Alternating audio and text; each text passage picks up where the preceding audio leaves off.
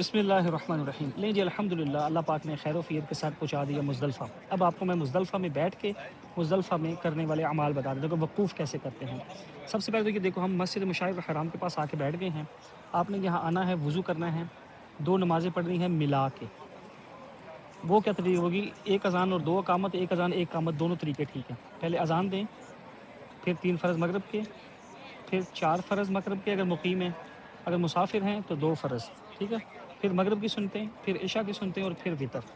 میں بہنوں سے ایک ریکویسٹ کرتا ہوں کہ وہ جماعت کی نماز کو نہ پریفر کیا کریں، کیونکہ یہاں پردہ بھی دیکھنا ہے نا، کیونکہ یہ دیکھو یہ سارے مکس ہوئے ہوتے ہیں۔ مجھے ان بہن کی یہ ترتیب بہت اچھی لگی ہے کہ اکثر ہماری بہنیں پوچھتی ہیں پردہ کیسے ہو سکتا ہے، دیکھو انہوں نے نا یہ بچھائی ہے، یہ کیا نام ہے اس کا، چھتری، تو ایسے یہ سو جائیں گی، چہرہ تو ظاہری بات ہے کھولے گا، تو پھر یہ آگے چھتری ہوگی تو پردہ رہ جائے گا، ٹھیک ہے۔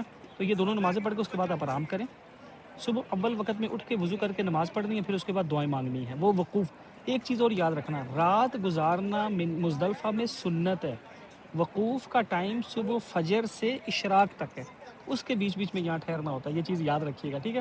وہ سارے بھائی بہن سمجھتے ہیں شاید ہم نے رات کو ادھر پہنچنا ورنہ مسئلہ ہو جائے گا، نہیں، صبح طلوع فجر سے تک پہنچنا، پھر وہ ٹائم یہاں گزارنا ہے۔ تو نماز پڑھ کے پھر دعائیں مانگیں، جیسے ہی ہلکی ہلکی روشنی شروع ہو، آدھا پونا گھنٹہ دعائیں 15-20 منٹ مانگا کریں، اور پھر جیسی روشنی شروع ہو تو بس اللہ کا نام لے کے آگے چل پڑا کرے۔ آپ صلی اللہ علیہ وسلم نے فرمایا جو میری دعائیں عرفات میں نہیں قبول ہوئیں وہ مزدلفہ میں ہوئی۔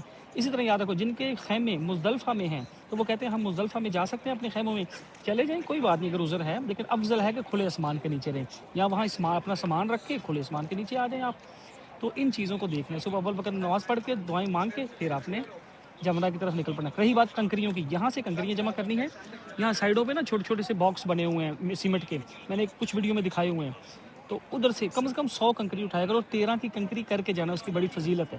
7 کنکری پہلے دن لگیں گی، اگر تو 12 کی کر کے جاؤ گے پھر 49 چاہیے، 13 کی کر کے جاؤ گے 70 چاہیے۔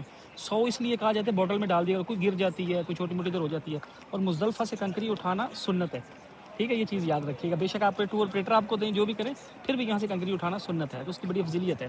تو یہ ہیں مزدلفہ کے اعمال، اور مزدلفہ کا ماحول تو آپ کو پتہ ہی ہے۔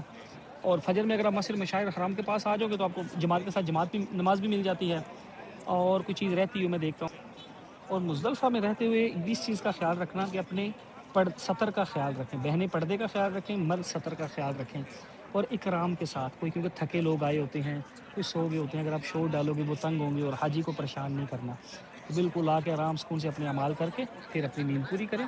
سونا بھی یہاں سنت ہے، اور پھر اپنے اعمال کر کے صبح جمرہ کے لیے نکل جائیں۔ باقی دعاؤں میں یاد رکھیں، کہا سنا معاف ہے، آپ کو اللہ حج مبرور دیں، آمین، اللہ حافظ۔